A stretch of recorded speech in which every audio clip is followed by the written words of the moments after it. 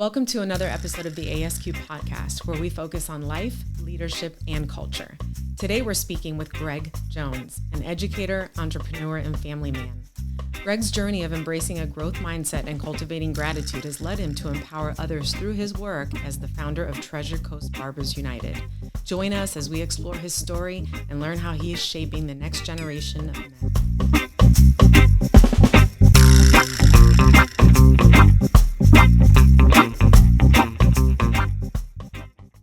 Well, Greg, thank you so much, man, for taking your time and being here with me and share your story, man. I really appreciate that, man. Thank you for being here.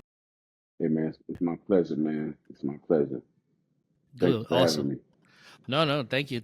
I know we do a lot of work together in our areas, and I wanted to take the opportunity to really share your story and share other things that you have going on and the things that you do. The good things that you're doing. So I want to first start is my question that I always ask everybody to get started in this conversation. So where were you pitched, right? Tell me about your, where are you from? And then that experience of your early childhood from infancy. Well, born and raised in Fort Pierce, Florida. Find out Fort Pierce, Florida, the second oldest city in Florida. Oh, nice. There's a Oh, I lot of didn't know history that. here. Yeah, it's a lot of history here, man. And I'm just now scratching at the surface, but that's where I was born. Grew up. Um, First 5 years of life on Sheridan Plaza. You know what I mean? Okay. My grandma, my dad ended up going to the military, and he got stationed in North Carolina at Camp Lejeune. Mm. So I spent about 8 years out there, and moving back and forth. Went to California a little bit, but most of that time I was living a life as a military kid, military brat. Mm-hmm. Yeah, and I received a lot of love and a lot of structure at that time because most of the time raised by my mom because my dad was moving around doing this thing in the military. Mm-hmm. Life was good. It was like a fairy tale, you know. We were the family that moved away and came back home for Christmas and had all the gifts from grandma. You know what I mean? We got a huge family. Yeah. Huge family. So it was always a bunch of us, and that was all the way up until about 10, 11. That's how my life went, man. It was Mm-hmm. gravy, Nice. you know. For those of us that never experienced that life of growing up in a military family and being a military brat, like a lot of people call it, share with us a little bit about that experience, how it is to live in that structure, but also it's a different thing because you don't have your family really close by. So tell us a little bit about that. Yeah. When we moved away, man, moving to North Carolina on base, it was like leave it to Beaver community. Mm. If I'm telling my age with that, you know what I mean? It was really a cookie cutter community where all of the families that lived on base either were in some type of service, whether it be a paramedic, firefighters, Mm. first responders, all lived in that area. And it was like all the wives got together and had cookouts and birthday parties, and we had a different birthday party every week, and just enjoyed our lives as being kids. We were able to be kids, Mm-hmm. At least in my household, my parents had issues, but I never saw it, and that was the first 10 years of my life. I never really saw any issues between my parents. Mm-hmm. Mm-hmm. Yeah, so that's what it Well, set me up for. And the education system there, it was like they really took the time to figure you out and let you figure yourself out. hmm. And they taught comprehension over taking a test, Okay. you know. And I found out that was a big difference from the education system here back home when we got back. Just looking over at my brothers and sisters, I have one brother, a younger brother, and a younger sister. I'm the oldest of the three. Mm-hmm.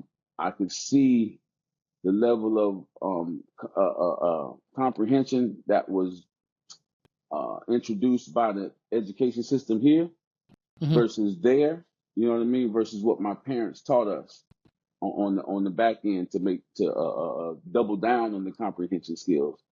Being in the military, you had to have that type of mentality, and my dad really helped push that, you know, in all of us.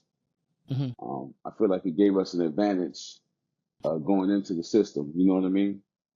The school system here, anyway. Yeah, yeah. Yeah. What's one of your fondest memories growing up in the military community, in that paramilitary community? Man, playing outside with my friends, bro. We had a park across the street, and we were out at, by the time we got out of school, we were outside playing until it got dark. You know, the neighbor had a dog that was trained, you know what I mean? One of the rescue dogs, and we would throw the ball around, and the dog would get the ball and bring it back to us, you know what I mean? Played freeze tag with us. It was just like a fairy tale, something you would see on TV, man. Riding around on skateboards, you know what I mean? Getting pushed, breakdancing on cardboard. And then when the fall leaves fell, we would ride our bikes, dig up the whole pile and ride our bikes through the leaves. You know? And I still dream about that to this day. You know, that's how I feel like I'm there sometimes, you know? Yeah, that's beautiful, man. Like I you know, growing up in that time frame, I could relate to that. You know, that freedom of being outside of you know, you mentioned something interesting at the beginning, which was that idea of not just learning just for the test, the sake of the test, right? But to understand and comprehend things, right? But then you went out and you played to almost do the same thing, and that's a beautiful thing. Yeah. Yeah. Now, were there any adverse experiences during that time? There were some negative experiences during that time, or was it primarily mostly positive?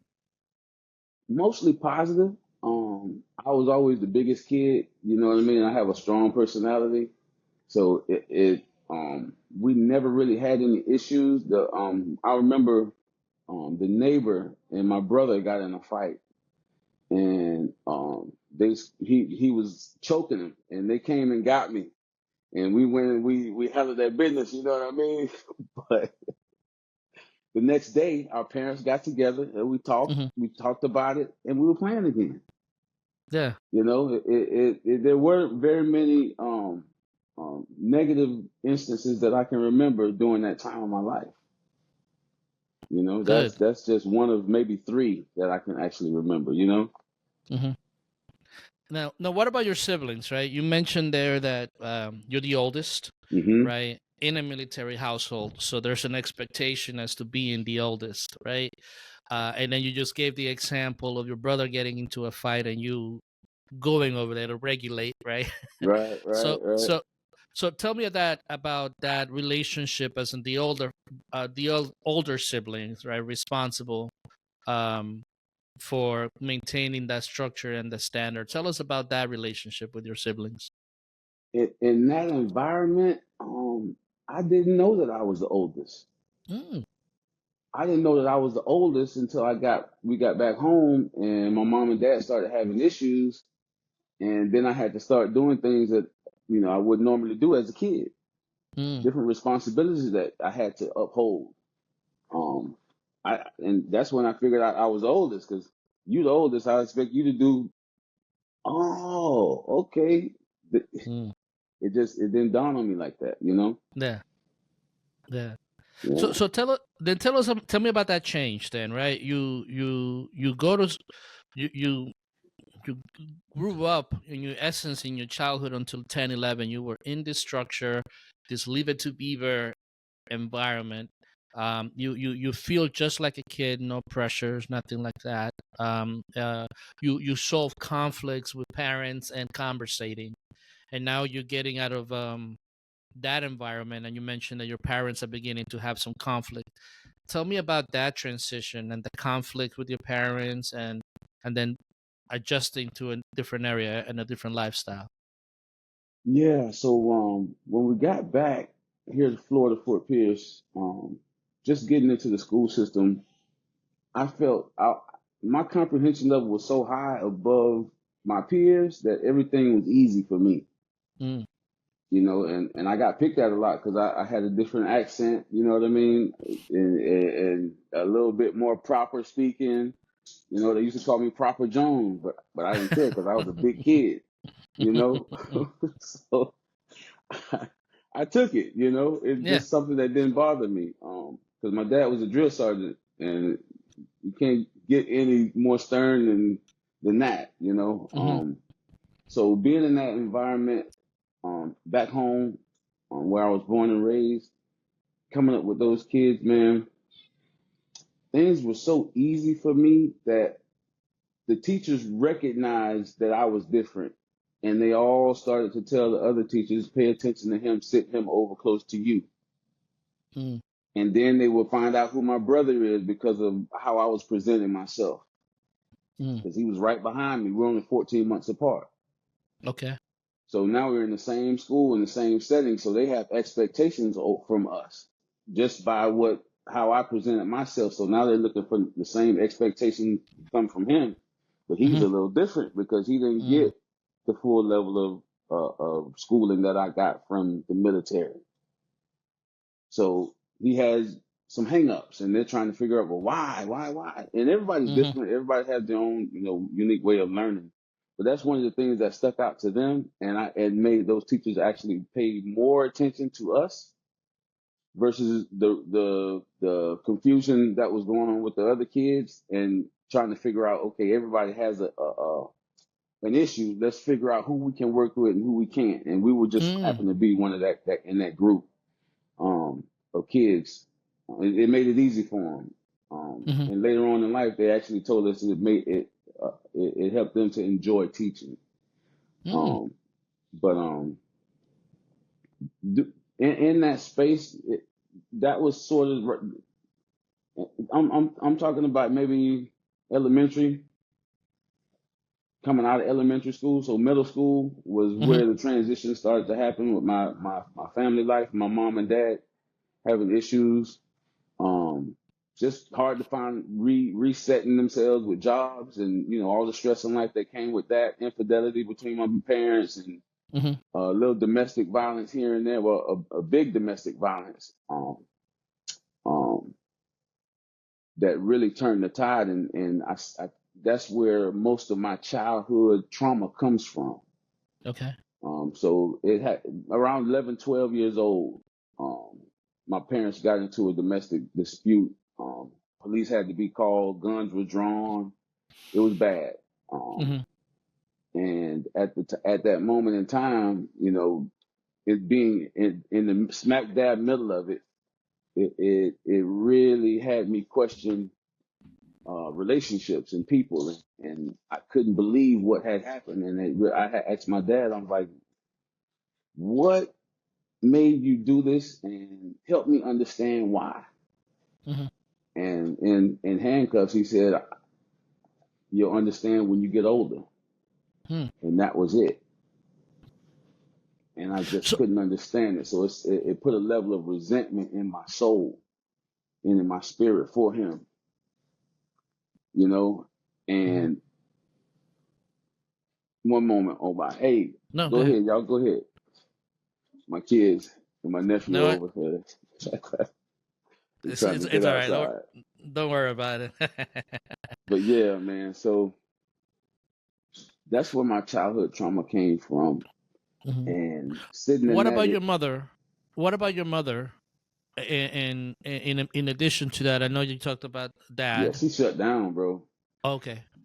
She never had to work through the military. So once we got back here, she didn't have to work. And all of a sudden, after that happened, she had to find a job. She was going to Mm. school, getting secretarial certificates and stuff like that, year of college, that type of stuff. So she's educated. And once that happened, that was traumatizing. And I literally saw her shut down. Mm. I mean, literally shut down. And I'm like, what is happening here?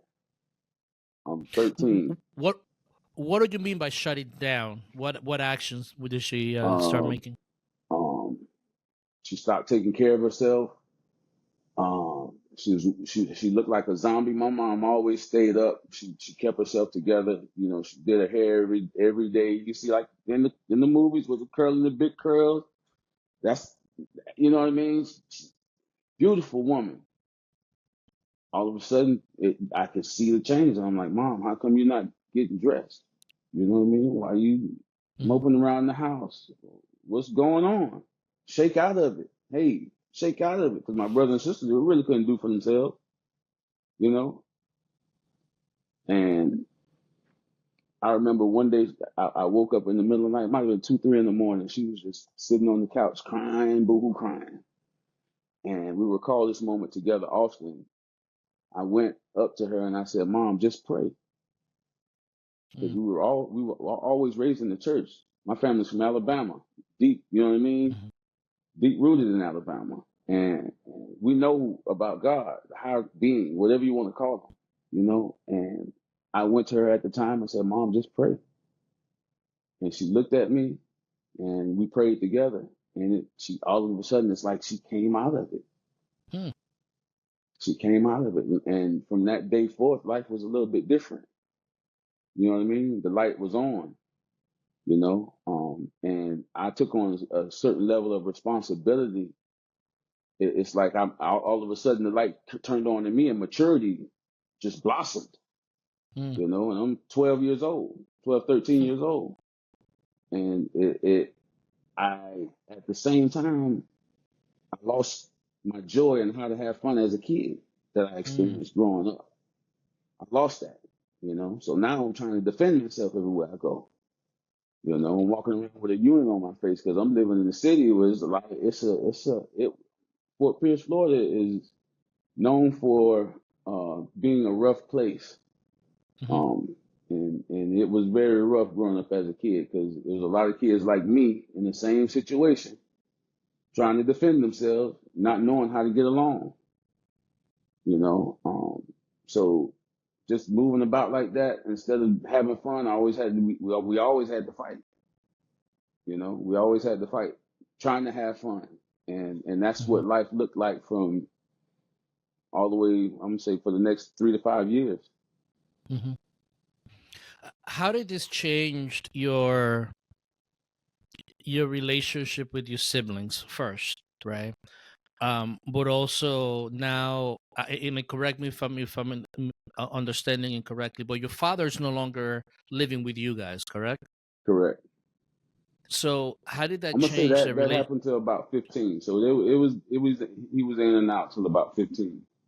till about 15? And after 15, he completely disengaged? Yeah, Yep. yeah. Okay. So how did that change the relationship with your siblings first? Oh man, it was almost like I turned into a father figure.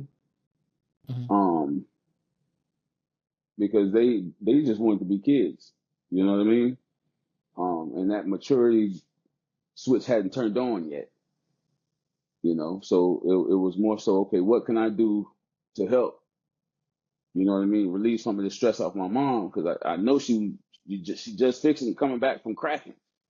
Mm-hmm. You know, and I did everything that I could to help alleviate that, but I was still an immature kid at the same time, so I was doing stupid stuff. You know what I mean? Skipping school, you know, the typical youth things that you do, you know, that Mm-hmm. type of stuff. Nothing crazy, but yeah, that's the position that it put me in, and at the same time, it made us a stronger unit. We protected each other, Mm-hmm. you know. During this time, because there's a lot of conflict within you, Mm. right, in the situation. Um, how did that change your idea of going to school? And did the respect that that the teachers had for you at the beginning, elementary, middle school, did that change? Not at all. Not for me. It really that's where I really got comfort because the praise that I would usually get from my mom and my dad, I wasn't getting it because it was she was working so much. By the time she got home, she was fixing dinner, or I was, warming it up, and Mm-hmm. we were eating and going back to sleep and getting ready for the next day. you know, and I didn't want to have to worry about me getting bad grades on top of taking care of everything else. So I was an A student, Mm. you know, and that's where I got praise from, you know, and because I was a big kid, being a big nerd, I didn't worry about the fight. You know, that was one of the things that helped um um me be comfortable in being me. Mm. So yeah, Now, for peers, there's a tradition of gang affiliations, right? And there's a lot of good kids that we both have worked with in the past that have gone in that direction. yeah. Tell me, what kept you away from that lifestyle? My dad, Mm. just because he wasn't in the house, his presence was still felt. You know, his presence was still felt. One thing that I can say is that it wasn't to the point to my dad never cursed me out. You know what I mean? Never. It wasn't a toxic relationship between him and I. Mm-hmm. You know, that was something that relationship between him and my parents. You know what I mean? But they were always parents to us. So if I ever had a problem or needed some help, he was a phone call away and he was there. You know Mm. what I'm saying? It was just emotionally, one being a Marine, you know, trying to figure out how to get himself to being himself again, to be able to show Mm-hmm. that type of love that I need. He didn't have himself, you know. But I knew that if I needed something, all I had to do was call him. You Mm. know what I mean? And he would always be there to protect. So I didn't have a fear. I always feared disappointing him joining the gang because he always spoke against that. You Mm-hmm. know, um, yeah. So I didn't seek to find comfort within gangs. You know, I was much of a loner, Mm-hmm. um, um, because I was so different. It a lot of kids weren't drawn to my personality. You know what I mean? So I Mm-hmm. was treated as a nerd almost. Yeah.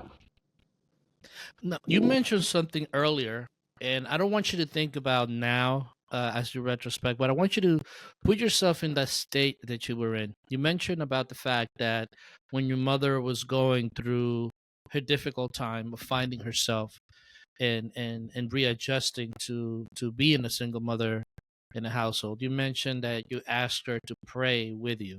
Hmm.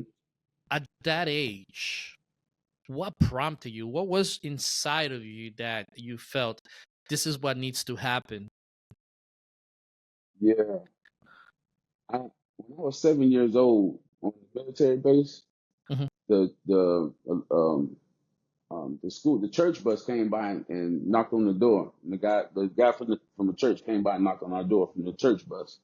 They would drive around and just pick up kids and take them to Sunday school, right? Hmm. And because of the community that we lived in, it was easy. Everybody knew everybody, Hmm. you know. So we went to church, and I invited my mom to a revival, not realizing her and my dad was having issues. Mm. And at 7 years old, they prayed for me, and what you would call receiving the Holy Spirit. I gave my life to the higher power at Hmm. 7, Hmm. and I felt something that was overwhelming, and I know what that feeling is, you know. And to me, that woke me up to realize that there's something bigger than me that I can't see that exists in this world to make me feel the way that I did, you Hmm. know. And there was a principle that I was taught to keep prayer in your mind all the time. And when I would meditate, I would always pray and meditate on God during these types of issues that my parents was having. So that was my escape instead of uh, um, um, drifting. I would call on Jesus' name. Hmm. Jesus, Jesus, Jesus, Jesus. That's all I would say in my head. Hmm. Because I was taught to, if you pray to God, He'll answer your prayers and He'll keep you safe. Hmm. So when I would meditate on that, it seemed like things would get better. Okay. So when she was going through that, and I knew where I was, God, go tell her to pray. That's what they told you to do when you have an issue. that's what I was taught. So when I went to her with it by 12, 14 years old, it was already ingrained in me. Yeah. Yeah. Nice. Yeah. So now you and thank you for sharing that. That's a very. I'm gonna come back to that a little bit later. Right? I know a little Mm-hmm. bit about you, so we'll come Mm-hmm. back to that. Now you're a young adult, right? You're in high school, 15, 16, 17-year-old, right? Yeah. And you're going through that.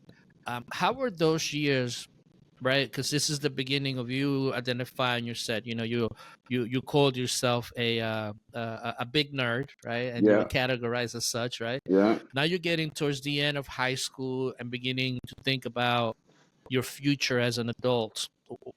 Take me through that stage and the things that were going through your mind and the things that were happening around you. Well, being that I was a big kid coming out of middle school, Mm-hmm. my first thought was I need to get a job Mm-hmm. because my dad wasn't around. Finances weren't what they should have been, what they could have been, Mm-hmm. and things were tight. So I went to Miami Subs at 13. I was a couple of months away from being 14 because you could get a job at 14 back in the day. Yeah. And he said, "Man, come back when you're 14." Right? Hadn't even started high school yet. Now.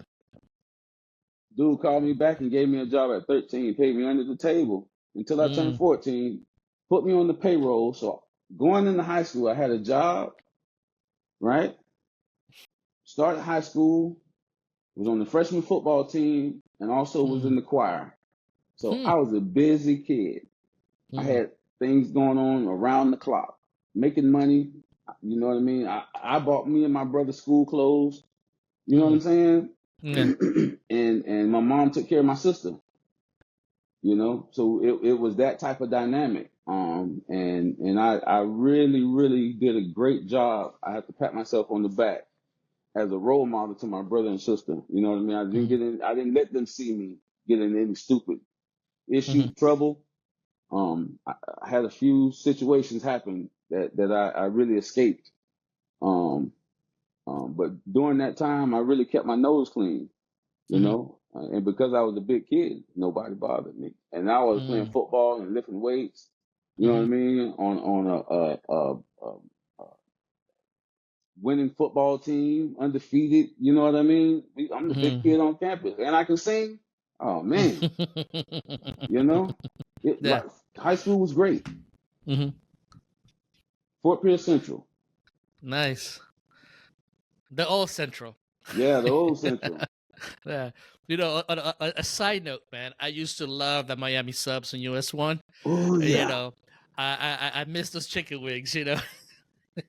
Listen, that's how I kept my family fed, bro.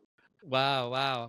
I didn't know. Look how many connections we have in different things. 'Cause that was my go-to, man. That was my go-to.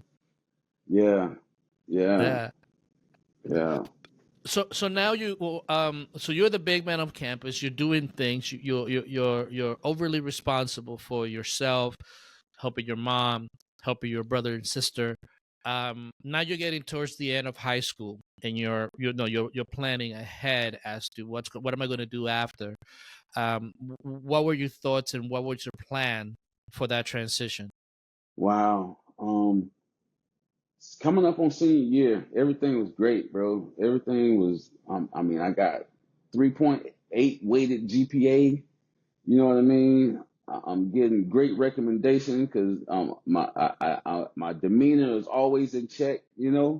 Military kid. That's Mm, I'm that, right. And all of a sudden, I get to my senior year, and I can't stay awake on the mm, football field. I'm falling asleep on the football field. I'm falling asleep in class. I'm in algebra 2 honors, and I can't keep my eyes open. Come time to take the test, I'm failing all of my tests. hmm, I end up telling my mom, I'm like, Mom, something's wrong. I can't stay awake. So we go to the doctor. They give me a sleep study. I find out I have narcolepsy mm, and another disease called cataplexy. Narcolepsy is a sleeping disorder where you could just fall asleep. Like if I'm talking to you right now, I could just nod out. Mm-hmm. You know, it's different levels of it. I have a mild case, um, um, and also I have cataplexy, which is a muscle disorder. So if I get overly excited, all of my muscles, I just collapse. My muscles give out, and it's almost like a faint type situation. So this at this time is at its height, and because I'm unaware of what's going on, when it happens, I have no clue. So I'm falling asleep driving. I had a car at the time. I got in a few accidents. I had a Buick Electra, deuce and a quarter. You hear me? 1979, big body.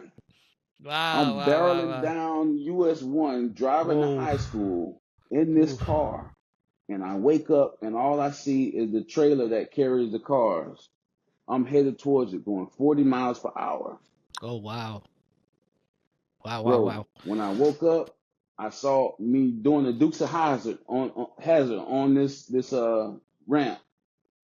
If I had to hit it, I Oh woke my up and I God. swerve over. Luckily, I'm on US 1 now. There's no one next to me. I'm free and clear. It scared the life out of me.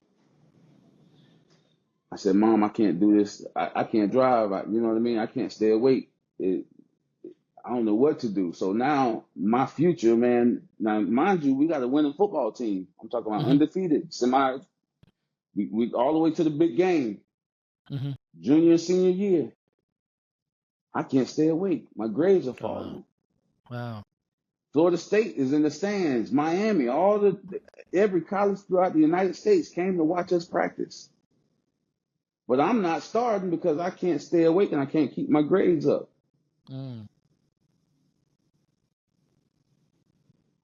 Now I'm discouraged. I'm like, okay, if I go away to college and whatever's going on with me causes me to fail and put my parents in more debt than we're already in, I ain't trying to do that. Let me stay Yeah. home, figure out what's going on, take a year off, you know what I mean? Figure out what's going on with me and then go play some ball.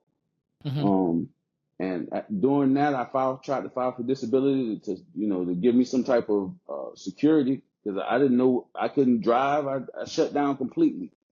I was in the house for almost a year trying to figure myself out, praying and what's going on. And I came to a point, the scripture about Job, God had me read Job, the book of Job. And after reading the book of Job, I stopped pouting and I got up and I said, you know what? I'm going to learn to deal with this because people got legs and can't walk and still out functioning and living life. And I'm going to let something like this stop me. After that day, man, I got up and this is like a year out of high school. I enrolled in Indian River State College, and I went to and I got a scholarship for chorus singing. It took me 10 years to graduate 2-year college. 10 years because I'm still battling this, taking medication. You know what I mean? Trying to figure it out. And I had a lot of help. I had a lot of help from my parents, my peers around me, because I was very open about it. Because if you're talking to me, I'm falling asleep, and they're trying to figure out, are you okay? Are you on drugs? You No. know what I mean? I'm black, big black guy. You know what I mean? Out of Fort Pierce. You sure you're okay? Now I got to explain and tell what's going on with me. So it helped me to own it, you know. Yeah. And yeah, that going through that really helped shape my character to say nothing can stop me from doing anything if I put my mind to it, no matter how long it takes. Just use that handicap as a superpower. Yeah. Yeah. And so then this time you're what, 17, 18, and that age. That's a big traumatic thing, especially because there's nothing that you could do. Yeah. It's just something that just happened. Yeah. Right? Nothing that you weren't reckless, you're an athlete, you're involved, right? So tell me about And I know that you mentioned that you started reading Job, and that kind of like helped you bring out of it. But Hmm. tell me about what went through your mind in that dark of the bottom of the bottom, right? Because this is one thing that people struggle with, and not a lot of people are able to come out of that a lot of the times, right? Yeah. But you were successful in being able to come out of that. So first, tell me how that felt being that powerless, right? And then the shift that happened when you read Job. Mind you, I had a job at 14, so I had money. Mm-hmm. I knew how to make money. I had a car at 15. Matter of fact, I had two cars at 15. So I was moving around like a grown man. Mm-hmm. I could go buy whatever I wanted, whenever I wanted. I knew how to save money. And in that space and time when I couldn't do any of that, I shut down completely and I just stayed in my room. My mom let me stay in my room. She let me get through it. She would come by and encourage me and talk to me here and there. You know what I mean? Mm-hmm. But my mindset was just shut down because I'm at the moment, I know God. I had a relationship with God Mm-hmm. and I'm questioning. I'm like, what is going on? Why? That's the space that I was in. Mm-hmm. Inside my room, most of the time I had my eyes closed. I wasn't focusing on anything, but why is this? Why is this happening? And I didn't, that was depression. I didn't know. I didn't know Mm-hmm. anything about depression, but that's the space that I was in. I didn't eat. Mm-hmm. I didn't shower. I stayed in that room for a year, you know. I would go to church, but back into the room. I didn't interact with nobody. I didn't have, most of my friends were gone to college. I was, Yeah. you know what I mean? Yeah, man. Wow. And was there any, like, in addition to the physical treatments that you were going through, was there at that time, um, was there any psychological help or any things like that you were, that, I mean, I know nowadays is something that is kind of like, oh, let's do that. But back then, was there anything like that at all? Not at all. Not Mm-hmm. at all. Growing up in a black family, we Mm-hmm. don't have therapists. We talk to God. That's the Mm-hmm. therapist. Mm-hmm. That's the therapist. Yeah, tell him to Mm-hmm. give me about 10 minutes.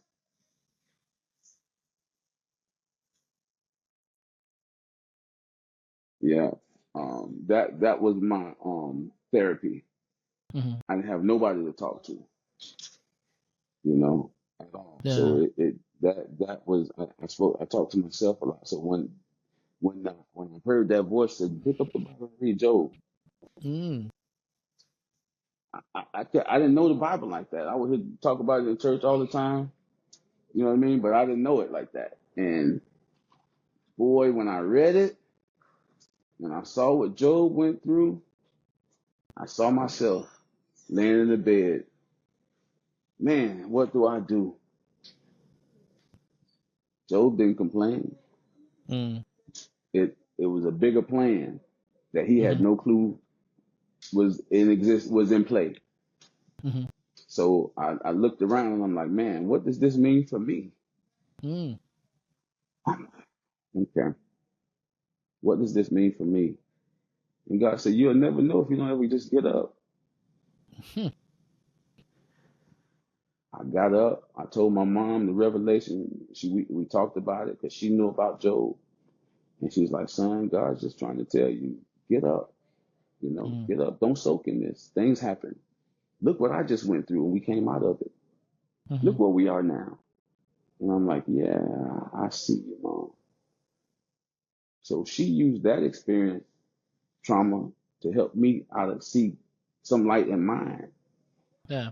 We had that relationship. It was a very, very, very, very strong relationship that we have. You know what I mean? At an early age. At an Um, early age, yeah. yeah. Um, so yeah. So once you come out of all this, right? You said it took a while to complete your AA degree. What was the next step in your life after transversing all this darkness, after finding that strength within you, what was the next step? Now you in your early 20s, mid 20s. Tell me about what was the big Yeah, plan then. partied, man. I had fun. I Okay. had fun. You know what I mean? Um, me and my buddies, because now most of them are coming back from college because it didn't work for them. You Mm, know what I mean? They played football, you know, and that was it. That's all they wanted to do, you mm-hmm, know. So when they came back home, we linked up, and now I'm driving. I'm still falling asleep, but I figured out how to manage this thing now. You know what I mm-hmm, mean? I got a job working doing marble installation mm, um, in the new houses and the new builds. You know, they would mm-hmm, make the cultured marble sinks and tubs, and I would go out and install them. And so I'm making some decent money, you know, mm-hmm, and all I would do was save my money. Me and my friends would go hang out at a bar, restaurant at the time, and just dance and have fun, man, and try to pick up mm-hmm. girls. That was the motive, you Yeah. know, in my all the way from my 20s to about my early 30s. You know, I moved out of my mom's house Mm-hmm, around that time. Got my own place. Ended up roommating with one of my football buddies, my classmate. mm-hmm, Lived like that for about 3 to 5 years. And during that time, I realized that I didn't want to uh, work for somebody for the rest of my life. mm, You know, so I decided to try to go to barber school. But for me to go to barber school to afford it, because I couldn't get financial aid, you know what I mean? Because going back and forth to school to college really messed my debt ratio credit up. You know what I mm-hmm, mean? So I didn't qualify for financial aid. So I had to pay for the first couple of semesters. I didn't have mm-hmm, that money, so I moved back home with my parents. mm-hmm, Saved the money. Asked my mom for the money. She said, "No, I don't have it." mm, I was upset that because I thought she had it, mm-hmm. counting her pockets. That put me in a place. I'm like, man, you see what I'm trying to do, and you can't help me. I was entitled. Yeah. You see what I'm doing? It wasn't about that. You know what I mean? You want something better your life, you do it. Because if I keep Yeah. doing for you, you're gonna always look for me to do for you. Mm, I ended up going back to school and getting a couple credits to help me complete my AA degree. okay. During that time, because those two classes were cheap. It helped Mm-hmm, me to get my credit to ratio limit correct. And at that time, they did a some type of forgiveness where they got rid of all the bad credits if you had mm, multiple. mm-hmm. And my GPA went up and the credit limit went down. I Yeah. graduated, you know what I mean, in a barber school. And by the time I got my AA degree, I was getting my barber's license. Oh, wow. Okay. Yeah, and that was like at about 26, 27. Mm-hmm, Yeah. Ended up finding running into my wife, to be that I have now, and moved mm-hmm. in with her. And 3 years after that, we got a baby. Nice. Life was great, Okay. you Okay. know. Life was great. I get out of that. Um, um, uh, Once we got married, had a kid, I ended up working at the barber school that I graduated from. Mm, So all this is happening before I'm 28 years old. mm-hmm, Um, no, no, yeah, yeah, yeah, yeah, mm-hmm, 28. So I got a steady job, making decent mm-hmm, money, cutting hair, mm-hmm, love what I do. You know what I mean? I mm-hmm. started cutting hair at 13 out of necessity Yeah. because me and my brother needed haircuts. My dad wasn't around. We didn't have money. So I picked up the clippers Yeah. and not realizing that it would set the stage for me to be independent. Yeah. How was that process of I like what you said that after a certain point you realized that you wanted to be your own boss. You wanted to be the person that drives the boat. you know, Yeah. um, and how was that? Now that you have a young child, you have a partner, you're building a life together. Um, how was that process of going on your own and doing your own thing? Man, going through what I went through with my parents and not having my dad around at the time, and mind you, he still had he was living in town, but we just didn't have a relationship. Mm-hmm. Um, this is my first child. I have a daughter, and he really didn't engage too tough. You know, he was still figuring himself out, going through his own things. And around that time, I really had a sit down with him, and we Mm-hmm. really hashed it out. You know, and it wasn't pretty. You Mm-hmm. know, some things were talked about that I didn't care for. You know what I mean? But I was determined to help him understand that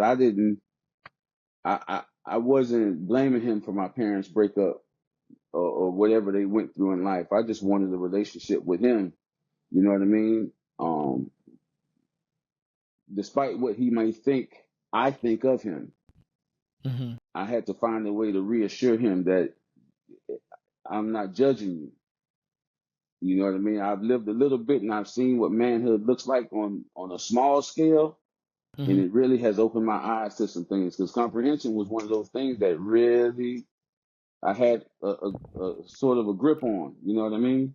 Mm-hmm. So it helped me to see a different perspective early from other people in their situations.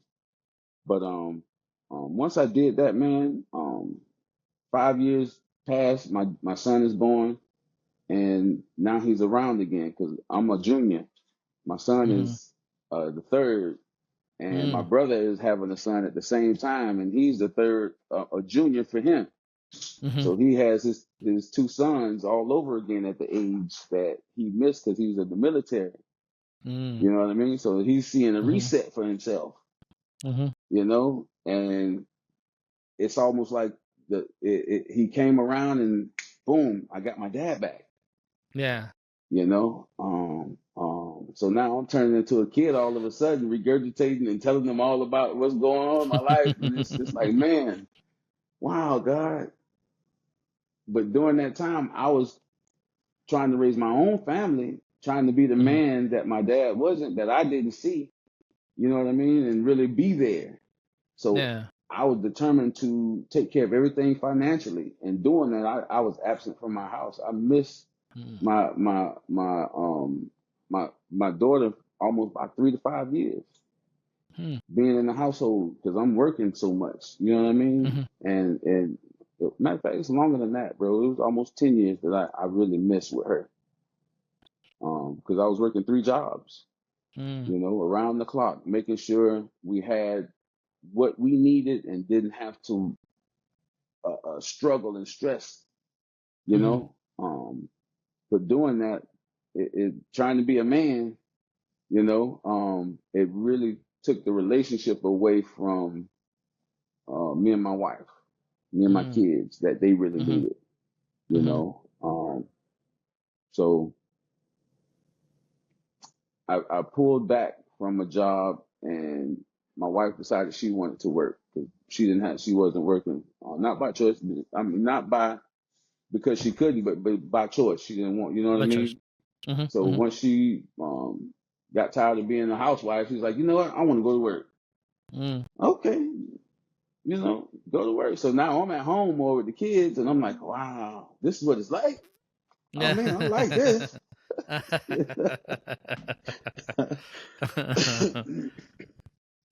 So things were great, man. Mm-hmm. We didn't have. I'm not argumentative type of person, so our relationship was good. Mm-hmm. You know, she wasn't from around here. Nobody knew her, so I was getting to know her, so I didn't have to worry about if when I'm not home, who she dealing with that she used to Mm-hmm. deal with. It Mm-hmm. just brought a level of security and comfort. Yeah. So it made things real easy, you know, um, Yeah. for a moment. For a moment, and then what happened? So, because I know that everything kind of like goes well, and you're working, you're doing all the things that you wanting to do. But I know there's an adversity that's coming soon. So tell us about that. What led up to that adversity and what happened? Well, women need time, Mm-hmm. not money. Mm. They want money at first, but then they need time. Money's okay, but if they don't have the time with the person that they love and the affection and the understanding, Mm-hmm. if that's absent, oh boy, they're gonna find it somewhere. Mm-hmm. You know, they're gonna find it somewhere because it's out there lurking, and that crept in my marriage. You know what I'm saying? Mm. Um, luckily, I was able to catch it before it got too far. You know what I Okay. mean?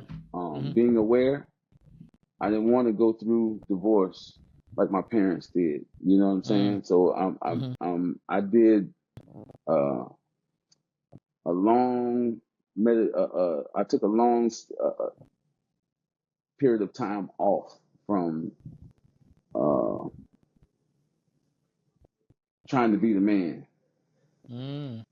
It's like I went into a wilderness moment. You know what I mean? And I really started meditating more because I had time, and Yeah. I almost withdrew from my whole family. Mm. And it was like they were looking at me strangely. Are you okay? And I'm like, yeah, I'm okay. It's just life not making sense right now, and I don't know what to do. You Mm-hmm. know what I'm saying? Life's not making sense to me, so I'm gonna stop doing until it starts to make sense. Mm. And in doing so, one of my old classmates came around. I end up cutting his hair, and he introduces me to a prayer line, Mm. and it's Eric Thomas's prayer line. I Mm-hmm. get on this prayer line, and my classmate prompts me to listen for 2 weeks straight. He said, just listen for give it 2 weeks straight every day. So I get on. The first thing I hear is a bunch of guys bickering and going back and forth. They're in the heat of it, right? So I'm like, man, I ain't got Mm. time to listen to no gossip. I get enough gossip from women. I'm trying to get away from that. I'm looking for enlightenment, you know? Mm. And I don't get back on, right? Now he lives out of state. He Mm-hmm. flew in out of the blue because of my travels and doing what I do with Barbers. He came by. He goes back home. A month or two passes by, and he has to come back because I think his mom or somebody got sick or something happened with his family. So he has to come back. And he contacted me and he asked me, he said, man, what you think about the line? So I told him, my experience. He's like, nah, bro, it happened like that. That's why I told you got to give it 2 weeks. Yeah.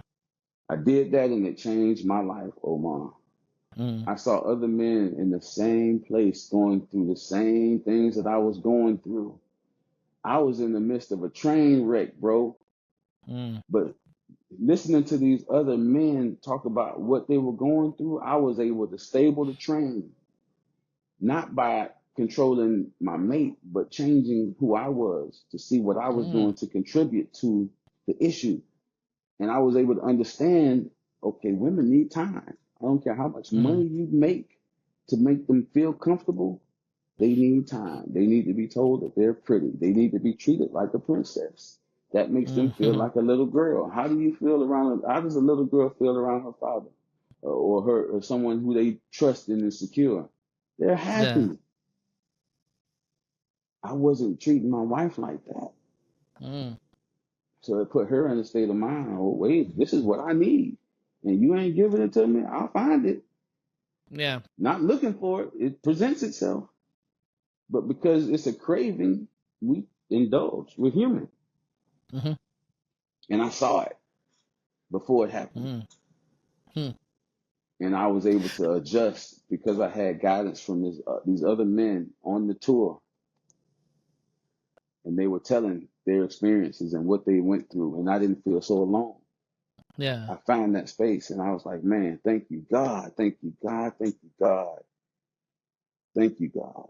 They Nice. always answer when you seek within yourself to find out what the issue is.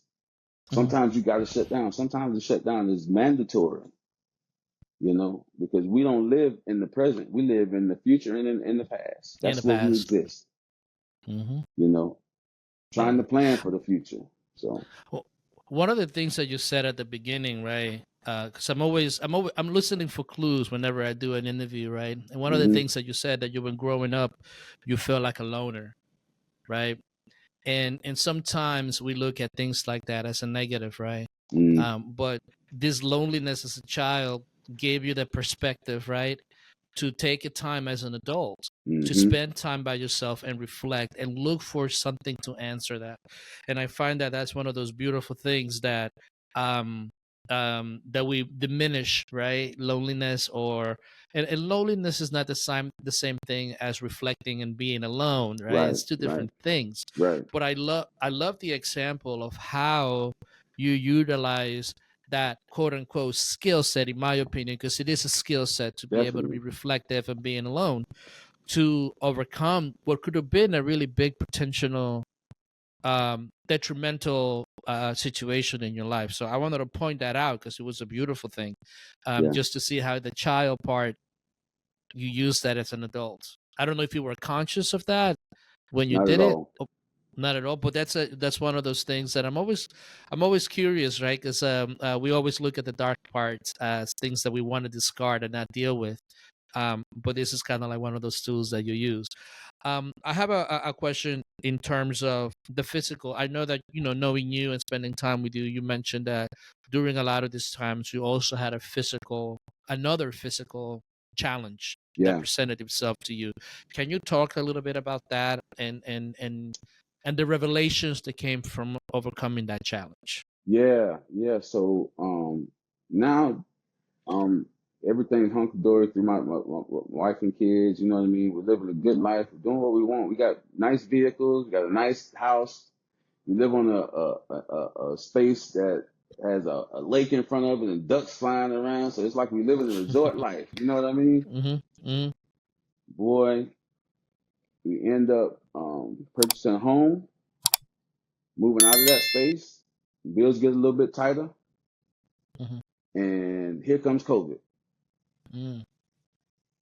COVID hit, but we have a little stash saved, so we're taken care of. Coming out of COVID, my back jacked up. Now, mind you, by this time I'm the owner of a barbershop, right? I go back to the barbershop and I can't stand up for 2 hours at a time.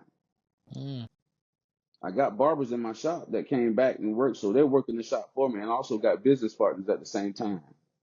Mm-hmm. So they're keeping the shop afloat. I go in when I can. You know what I mean? I don't have to. That was a blessing, so I didn't have to.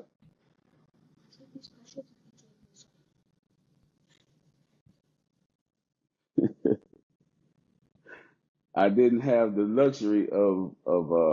I lost my train of thought. These kids are something else. That's what happens when you have kids, right? That's it. It is. It is. You can't escape them. You can't escape them. I get it. Yeah, You can't even be yeah. mad at them. Not It at is what it all. is. You Not can't at be mad all. at them. Right. So coming out of that, I couldn't go back in the shop because I'm Mm, experiencing sciatica. I can't stand up. mm, I don't know what's going on. I end up contracting COVID. mm, I'm on my back for about 2 weeks. I get rid of COVID. I can't get up. Now my muscles in my back are gone. I go to the doctor getting checked out, end up with spinal stenosis. mm, And it's gradually getting worse. Spinal stenosis is the narrowing of the spinal canal, right? And it could get to the point to where it paralyzes you. Um, so at this time, I'm about 480 pounds, mm, so that is contributing to it. mm-hmm. It got uh, uh, worse to the point to where I couldn't get out of bed, man. I was bedridden for over a year and a half after COVID. Oh wow. Wow. You know what I mean? I mean, you think about a person that can't take care of themselves, has to have a nurse around the clock. I didn't have a Mm, nurse, and I'm struggling to get to the bathroom.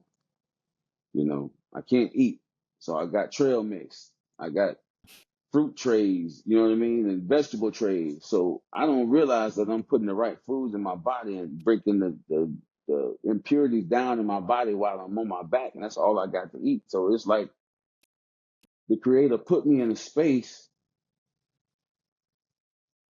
to detox myself to be able to raise my vibrations higher with the mm-hmm. food that I put in my body to be able to hear clearer, because that's what I was praying for. And I had no Mm, clue that I was actually doing that. I end up losing all my muscle mass. I'm down to 400. I Mm-hmm. lost 80 pounds, and I think I got cancer. So now I'm going to a cancer doctor to getting them checked out because I'm like, what is going on? None of that. All I got is spinal stenosis. Mm-hmm. I'm a healthy human being,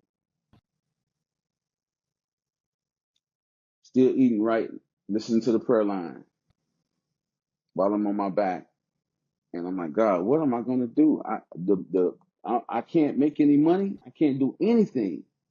Mm-hmm. I can't take care of my family because my savings is gone. What do I do? He said, well, as soon as you stop whining and crying, I'll tell you what to do. And realize that you got to be thankful and grateful for every moment because I'm Mm-hmm. setting you up for something.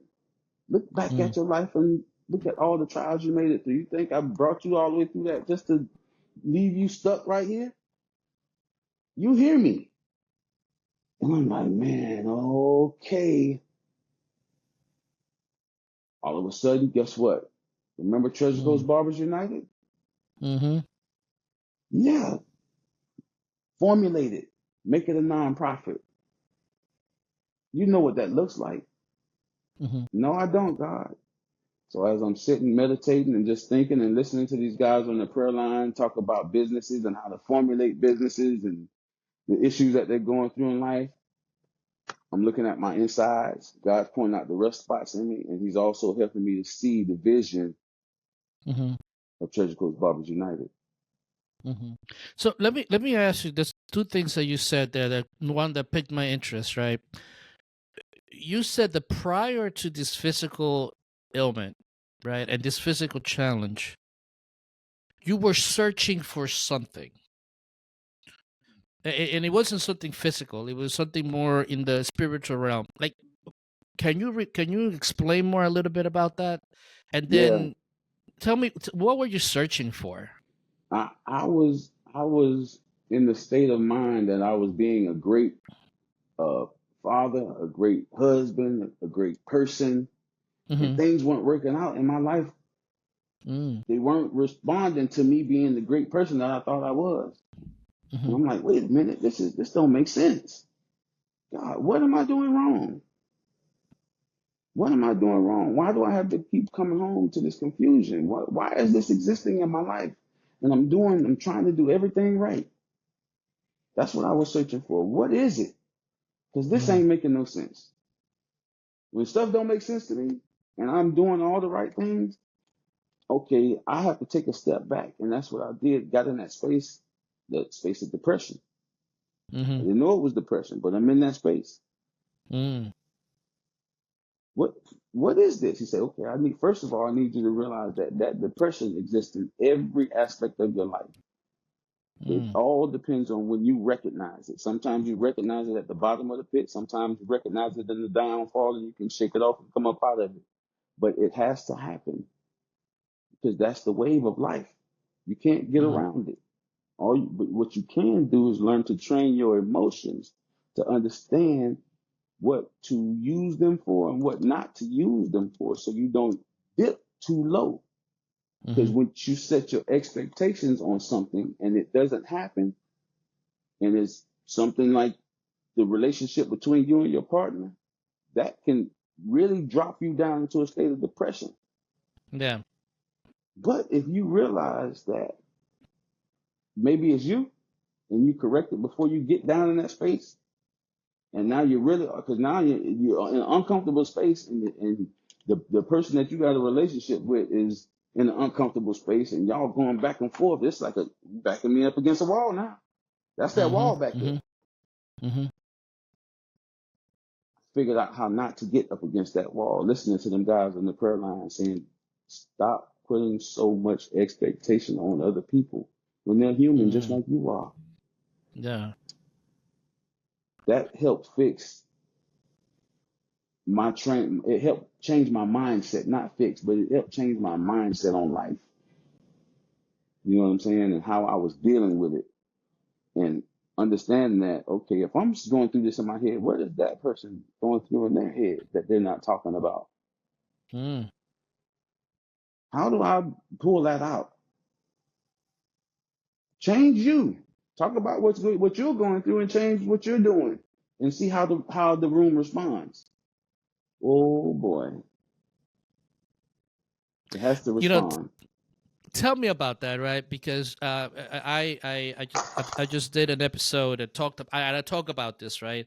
That idea of when you know yourself so well in those moments, in those times, that's really the time in which you're beginning to understand and look for certain things in other people, so that you could build more empathy.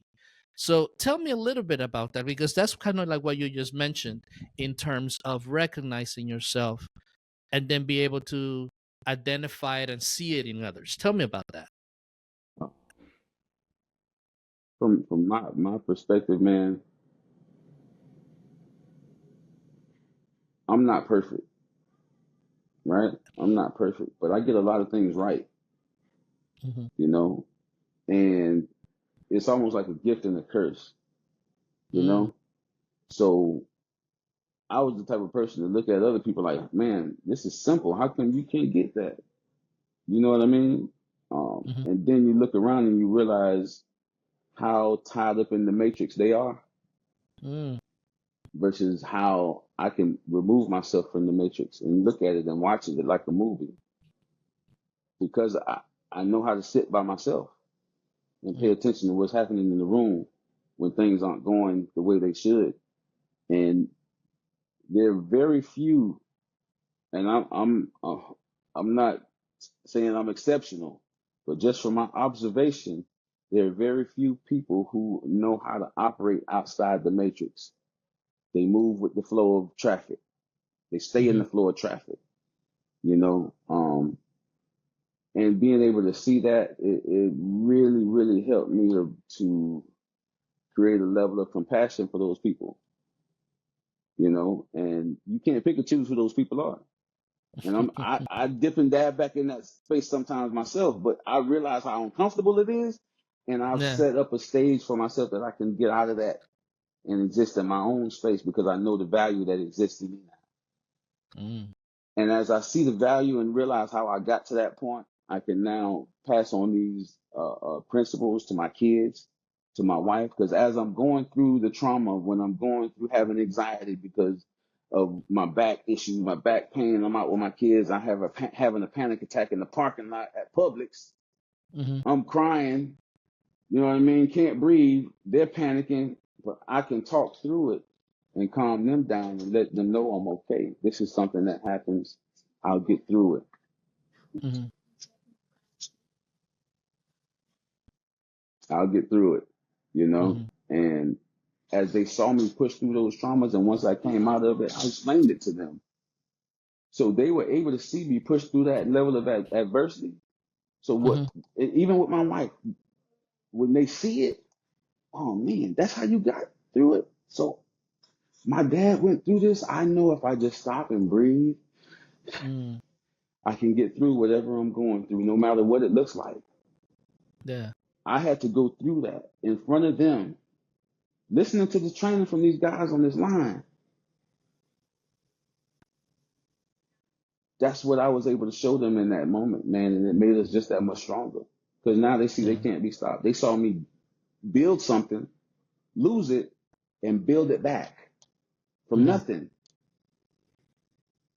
Now, with the notoriety and the recognition that we're getting from building this thing called Treasure Coast Barbers United, it's created a level of income for me, Mm-hmm.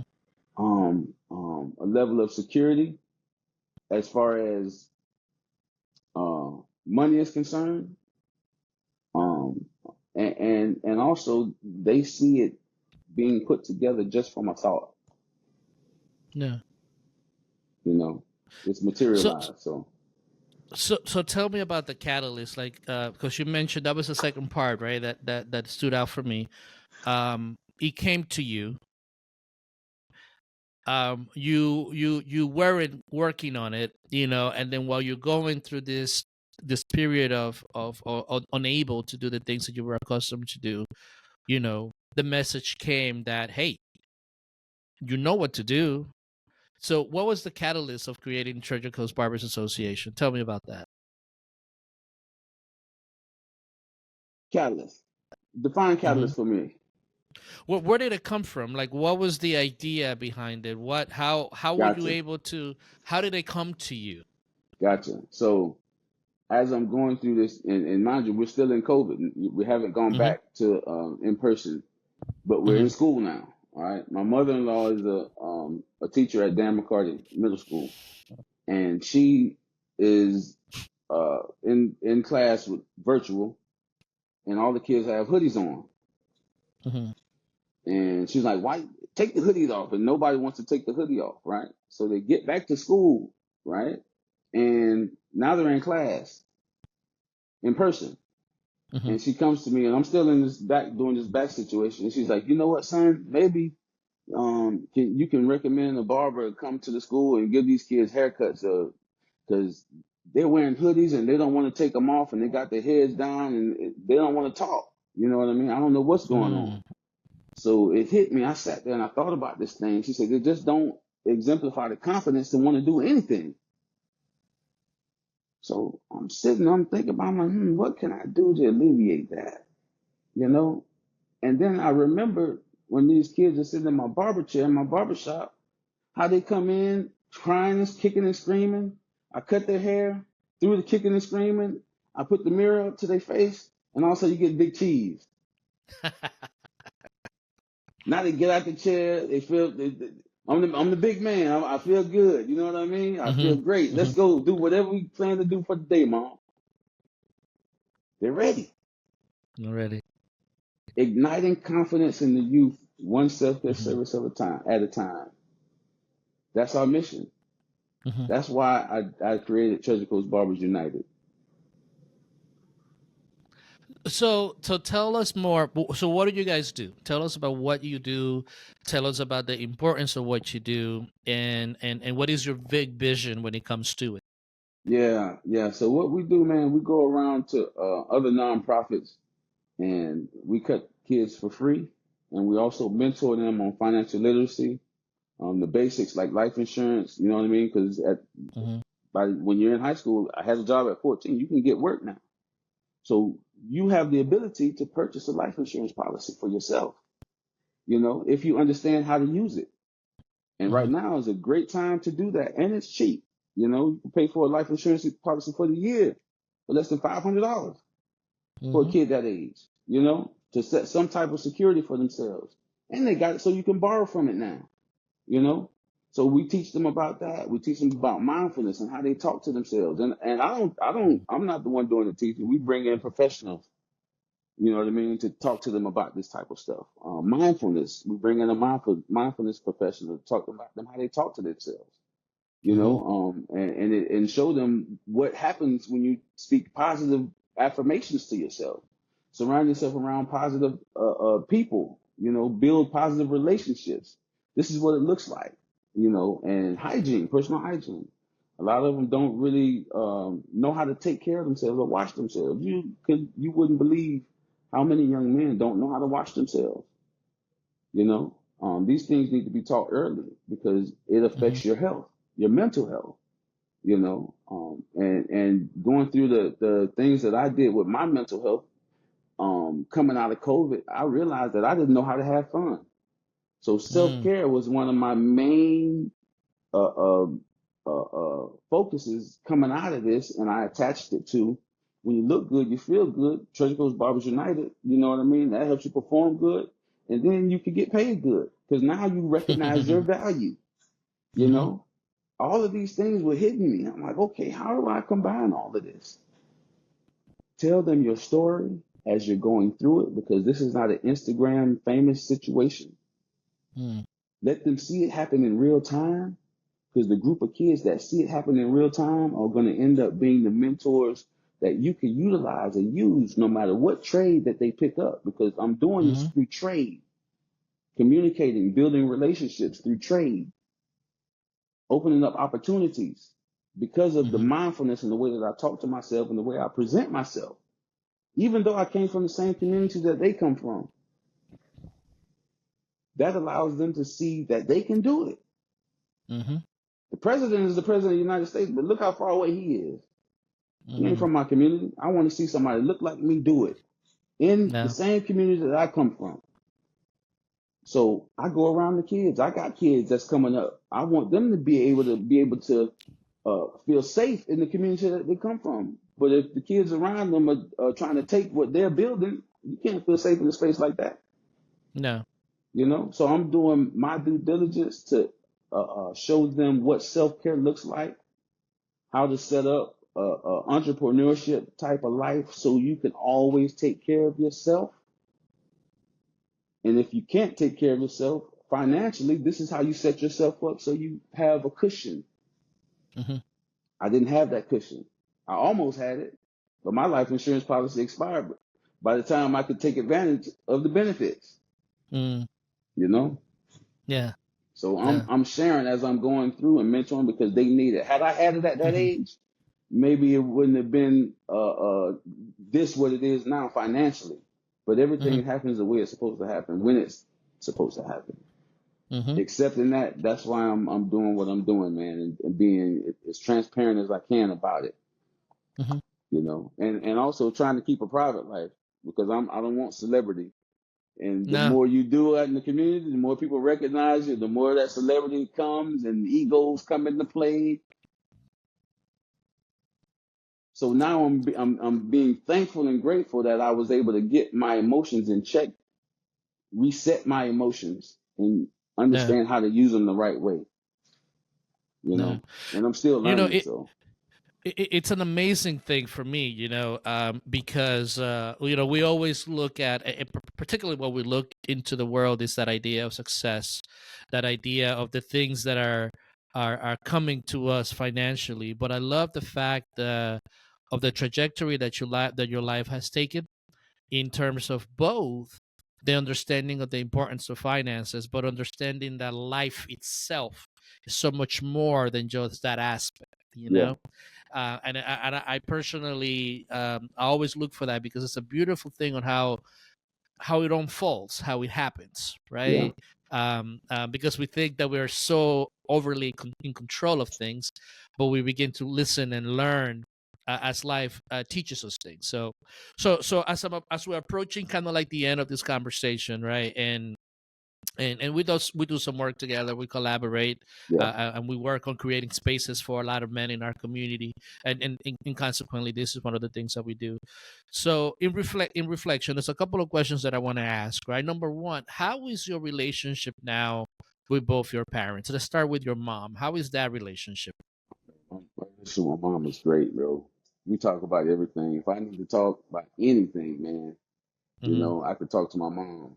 You know, and my Mm-hmm. dad the same now. You know, we've reached a level of because lived as a man for so long and figured a few things out. You know what I Uh-huh. mean? I can really look back and see that time when we were sitting on that couch, and I asked him why. Just help me understand. And he Mm-hmm. said, "You'll get it when you get older." Yeah. At those moments in time, I say, "Man, I get it. I see why you did what you did." Mm-hmm. You know, and getting to that space, it really helped us to get to another level of not father and son, but man to man. Meant to, So now he okay. can tell me things that I wouldn't have understood. That you know what I mean. So we have deep conversations. He call me every day, bro. You know what I mean. If he don't call me, I'm calling him. You know, it's I got my dad back. You know, Good. Good. How is the relationship with your siblings? great, great. Yeah. I'm my sister used to aggravate the hell out of me, man.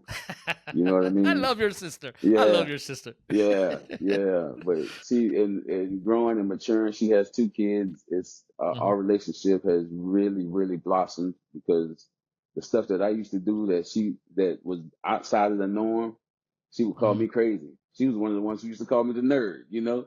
But now it's like, Dad, Greg, how do I deal with this? How do I deal with that? And what you know what I mean? And we Hmm. we talk as not brother and sister, but as people going Hmm. through issues in life, and you know what I mean. Hmm. But that brotherly love and sisterly love, we all, yeah, we don't have any issues between us, you know. Yeah. And Yeah, your brother? yeah. My brother, it's the same. We don't talk as much as we should. We're living our mhm, lives, mhm, but it's like because I'm in a different household, I feel like I'm in mhm, my room and he's in his room. When I want to talk to mhm, him, I go to his room and talk to him, whether it's across town or across the country. You know what mhm. I mean? Because of how we Yeah, grew up, it's like it's telepathic. I don't have to be in your face all day to say that I love you. You know? yeah, So yeah. yeah. So when you reflect, and we had a really, and it's a great conversation, right? So when you're reflecting on your life and you look at how it unfolded, how do you feel your life as it developed has affected your leadership style, Oh the way that man. you lead others? Um, it has really, really set me up to be a great leader, Mm-hmm.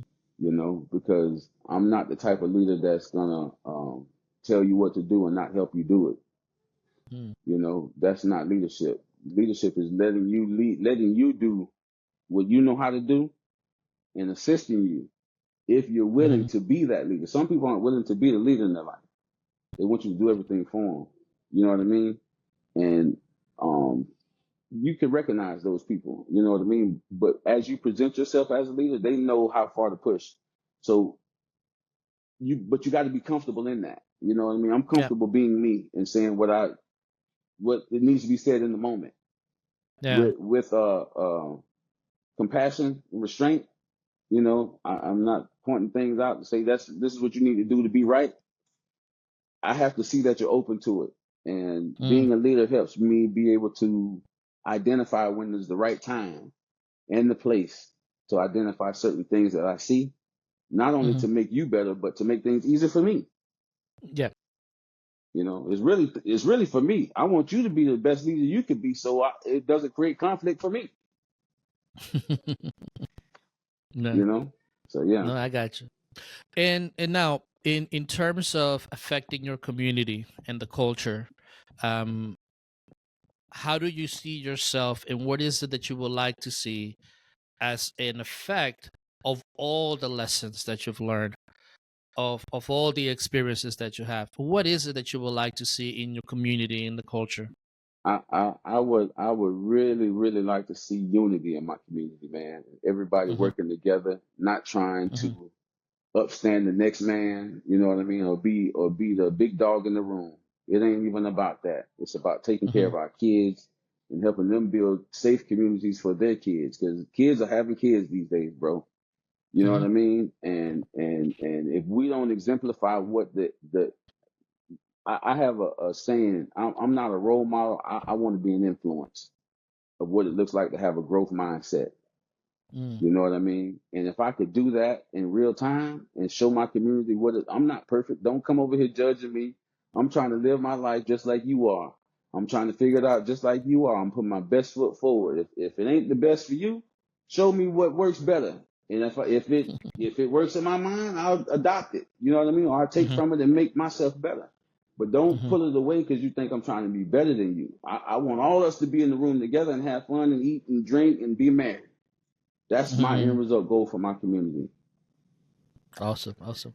Well, Greg, man, thank you so much for taking your time today. I really appreciate your honesty, your candor, that willingness to really impart, and not so much knowledge, but just the self love and the appreciation for ourselves, the lessons that we get from our hard Yeah. times, and then be able to move forward and impact other people's lives. So, man, thank you so much for this, and we'll be in touch, man. Hey, man. Thank you for having me. I appreciate you.